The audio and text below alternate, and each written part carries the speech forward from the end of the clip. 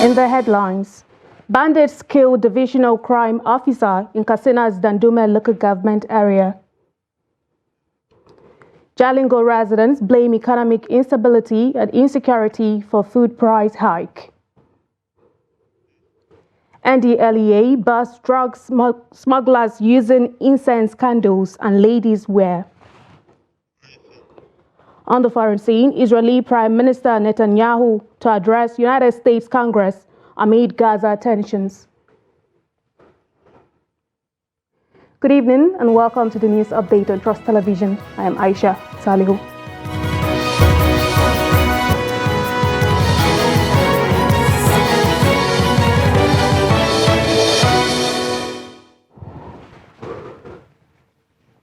Thank you so much for joining us, and now the news in full.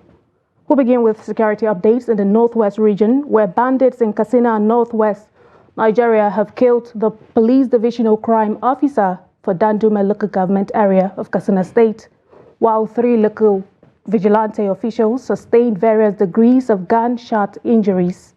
The bandits, riding on motorcycles carrying dangerous weapons, including AK-47 rifles, were on a mission to attack some locations in Dandume town and Ungora Madugu, a farming community in the area, on Saturday night.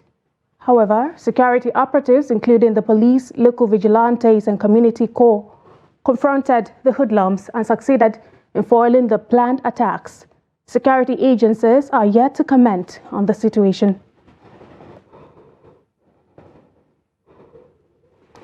Still in Katsina State, police in Katsina has arrested suspected informants of bandits, social miscreants, fraudsters and criminals that specialize in stealing point-of-sales machines from their unsuspecting victims.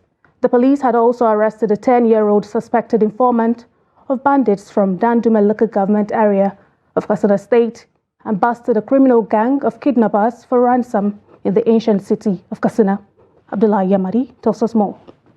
The command narrated how this 10-year-old child was taken to bandits by his friend Abba, now at large, to serve as their informant with the promise of 3,000 to 5,000 naira proceeds from each successful operation.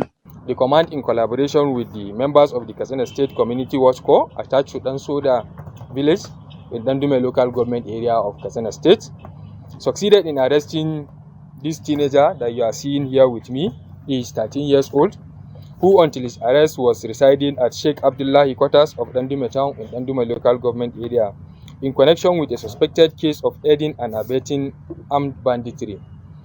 The suspect was arrested following the receipt of intelligence on his nefarious activity, where he specializes in providing information on villages, routes and potential targets to suspected armed bandits. Another syndicate of informants of bandits was also busted with a successful arrest of 3 persons at Babarga village in the outskirts of Katsina metropolis, who specialized in supplying credible information to bandits to aid their operations. The command has succeeded in arresting one Lawai Umaru, male aged 70-year-old of Babarga village in Batagara local government area, and his son one Ibrahim Lawai, male aged 22 years old, and his friend one Abdul Ghani Isa, also 22 years old, all of Babarga village in Batagara local government area of Katsina State.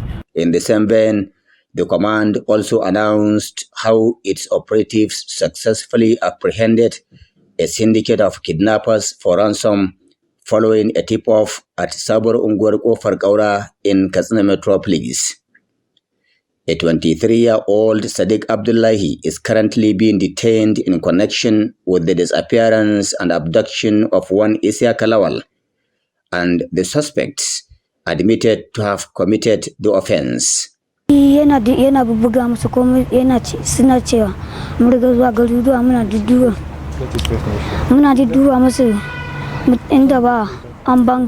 was introduced to a bandit's kingpin in the forest by a friend called Abba, who took me to the bandits' den.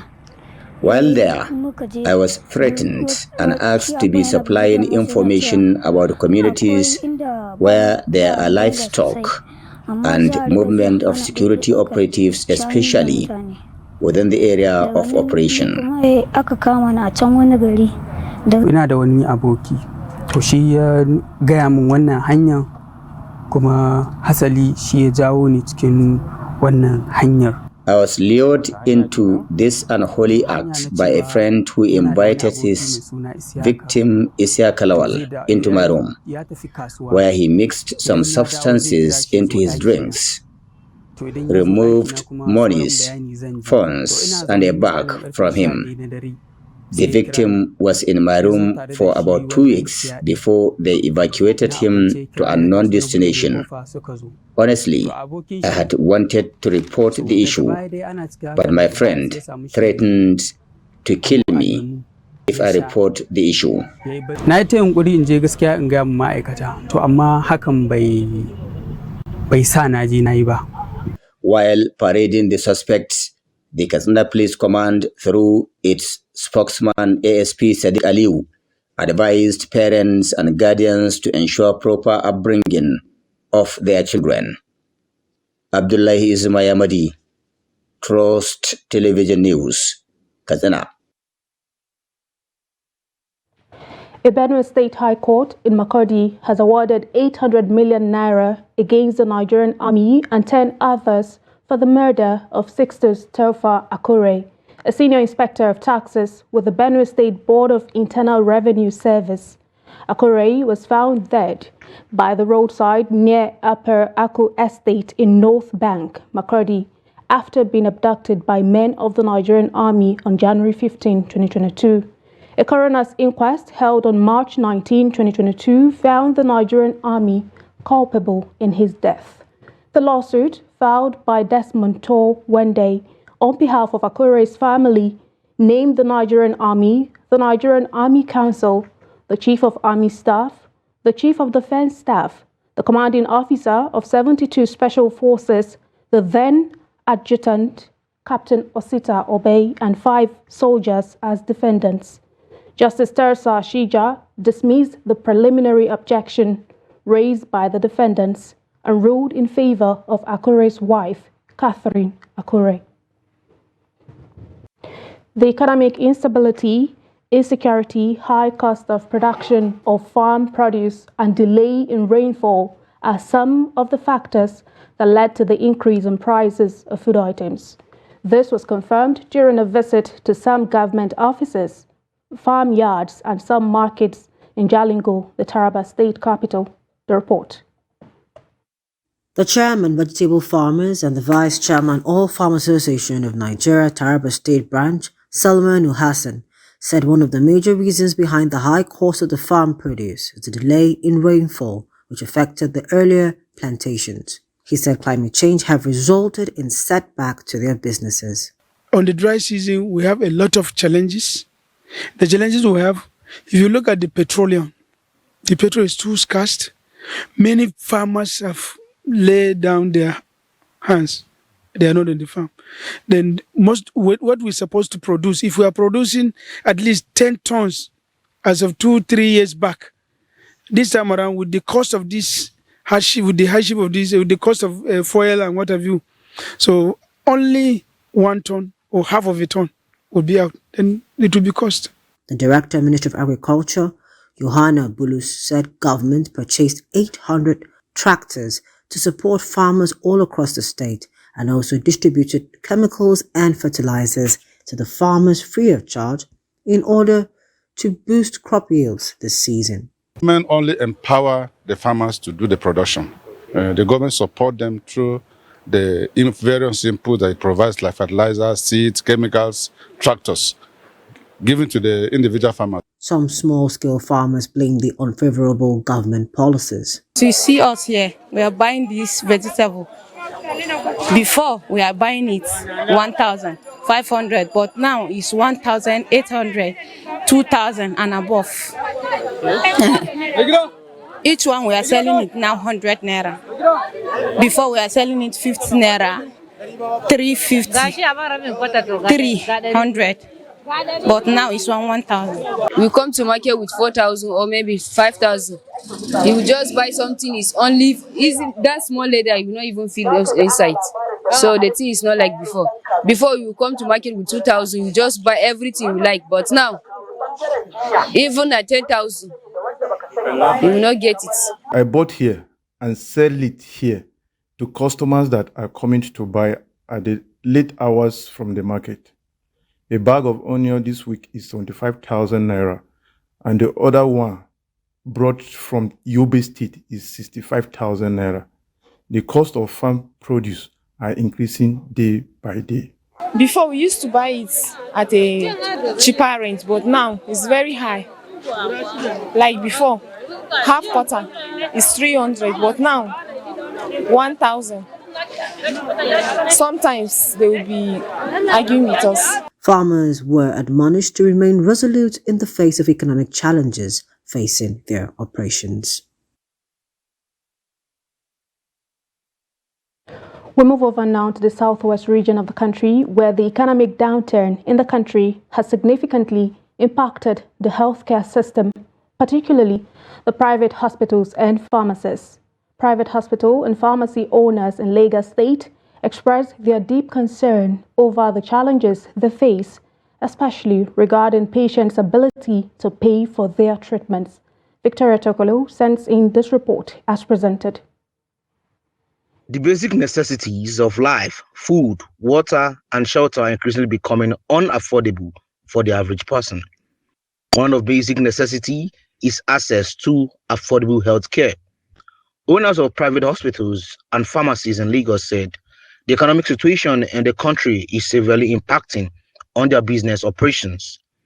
According to them, the significant challenge they face is high costs of electricity and the continuous increase in the cost of medications. The rate at which this has increased now, based on medications, injections, and co-consumables, the rate of it now is very alarming. In terms of, we can compare what we are getting 2 years ago to what we are getting now. And with this, we also have to be putting some things into consideration when it comes to service delivery to community people. What government should do is, number one, to reduce the price of fuel, because what really affect the price of medication is the transportation. Okay, for example, if you are transporting drugs from maybe Lagos State to maybe Cross River State, for example, so it's very clear that you need to pay money, a huge amount of money for you to move your drugs from this place to Cross River State. So what government should do is to subsidize the price of fuel. If they can subsidize the price of fuel, so it means that our transportation fare will also be reduced. Everything there for government hand, because if it's now, if you say to go and get this one, if you then get it, use it, then we dey okay. But to on time, now the time for in private or in public hospital, like in maternity now, if you reach there, then now small thing they feed you, then we tell you say, I want to revive you. Before you reach that place, time has gone. Citizens also aired the views on what they think the government should do to help communities access private hospitals, which are more closer and accessible than government-owned primary health care centers. The government should invest more in producing medication. Not only the government, maybe we don't have production of medication by conglomerates or other companies. And that shouldn't be the case also. Not only importing to the country, but also producing directly from the country. The government should reduce the price of things. Once everything is down, we can be able to afford private hospitals. Since everything is high, the drugs, the syringe, anything they use to treat us is very, very expensive. By why the government bring everything down for us, we can be able to afford private hospitals. Health practitioners advise the general public to be mindful of their food and water sources.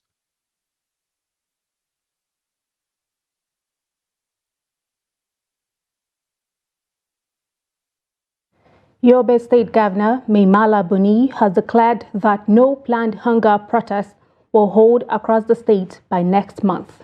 He warned that the protest is a threat to the peace the state enjoys. He revealed this at the launching of Agricultural Empowerment Program, where 5,340 farmers were empowered with agriculture machineries and inputs, flagged off by Vice President Kashim Shettima in Damaturu. The governor said the state will not be plunged into another civil unrest after suffering havocs of insurgency in the past decades. President Tinubu, represented by his vice, Kashim Shettima, lauded the initiative, saying it will improve food security and increase the farming population of the country. Today, I assure you, as I've always done, that we are taking drastic measures to address the security challenges to make farmland safe and accessible in every state of the Federation. I am optimistic that in no distant time, the new measures will lead the expected results. Let me warn in strong terms that government will not tolerate any act of sabotage to frustrate our commitments to make agriculture attractive, profitable, sustainable, and economically viable, and to guarantee food sufficiency and food security in the state. We must not create opportunities for our common enemies to take advantage of any form of protest to send us into another dark and horrible experience. Therefore, Yobe State is categorically saying no to protest and will not participate in any form of protest in whatsoever name.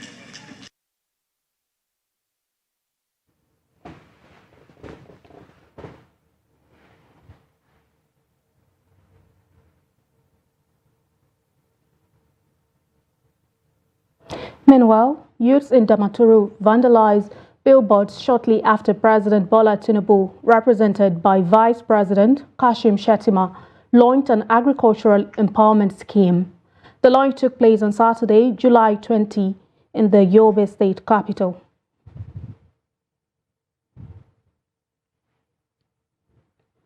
No fewer than 50 households were displaced following a windstorm that ravaged the Shagari and Wamako local government areas of Sokoto State.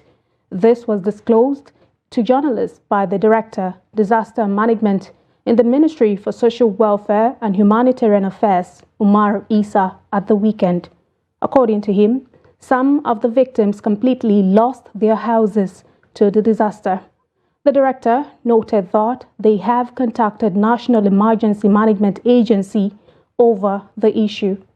Isa, however, said there was no report on flooding from anywhere in the state. He stated that the ministry has embarked on vigorous campaigns against flood, especially in areas where the disaster was experienced in the past. This is a news update coming to you live from Trust Television studios in the nation's capital. Still to come. Gombe farmers raise alarm over bird and pest attacks on crops. We'll bring you more news when we return. Do stay with us. Hello.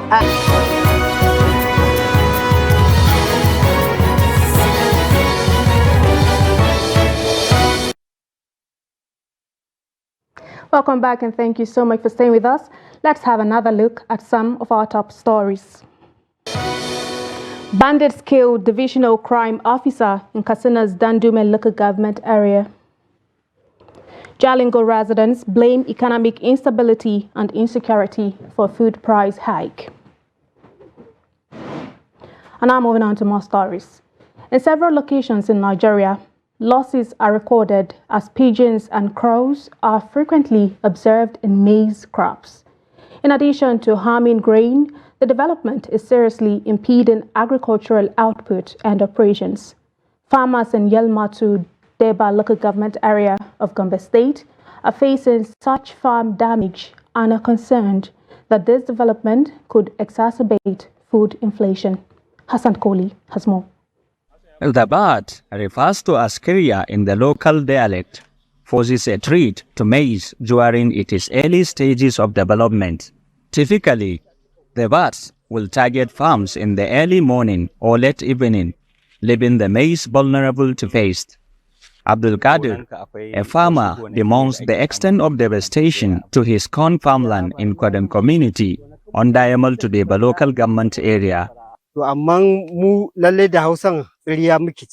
We used to call this particular bat Kiria. The bat forces a threat to farmland degradation.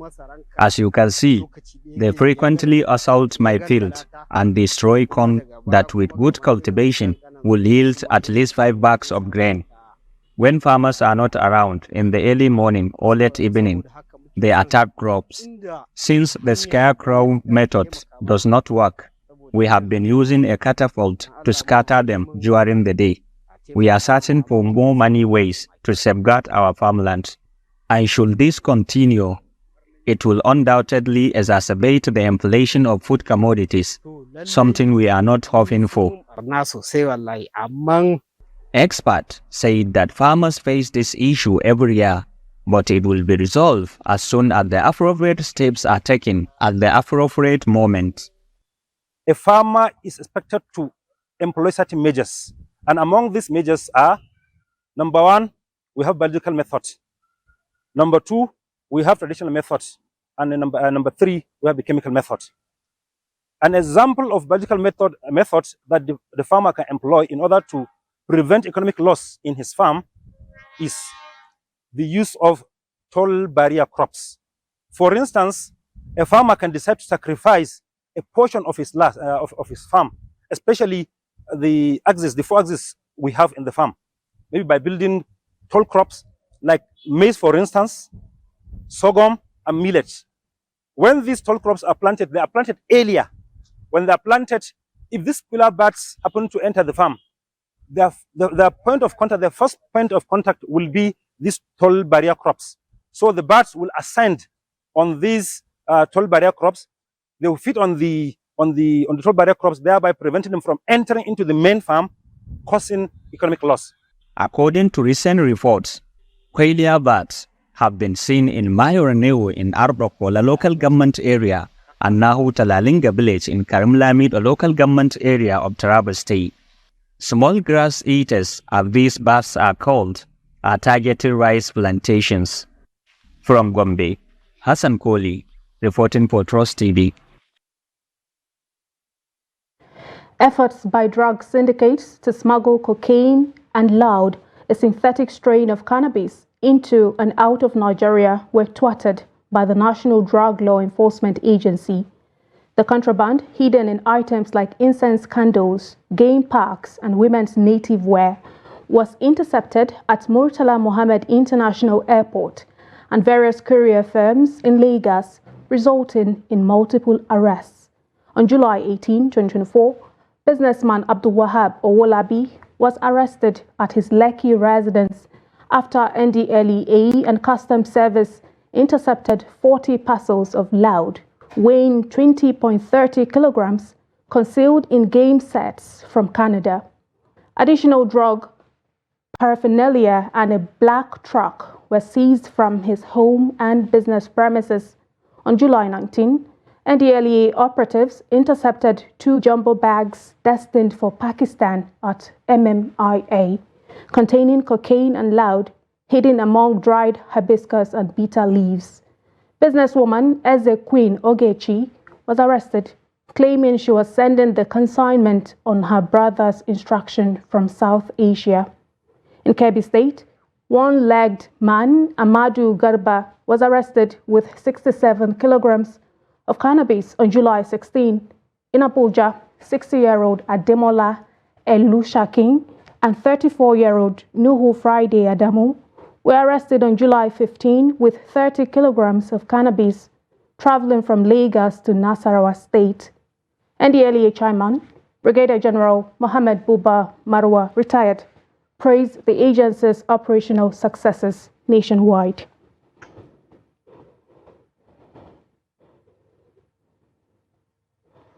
And now to developments away from Nigeria. Israeli Prime Minister Benjamin Netanyahu is to deliver a landmark speech to the United States Congress this week as he fights off intense pressure to cut a Gaza war ceasefire deal with Hamas. On Wednesday, Israel's longest-serving premier, will become the first foreign leader to address a joint meeting of the two chambers 4 times, pulling ahead of Britain's Winston Churchill on 3.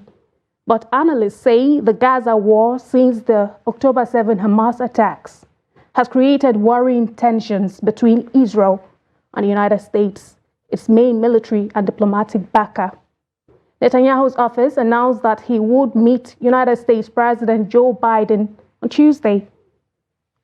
Washington fears a backlash from the mounting civilian toll in the Gaza Strip, while protests in Israel by families of hostages taken by Hamas are also causing headaches for Netanyahu.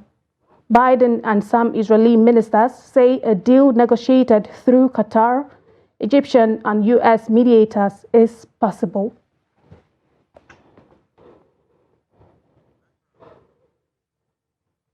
And that concludes the news update at this hour on Trust Television. Do not forget, you can always follow us across all of our social media platforms and also join our YouTube live stream for more news programs and documentary. I am Aisha Salihu. Thank you for watching.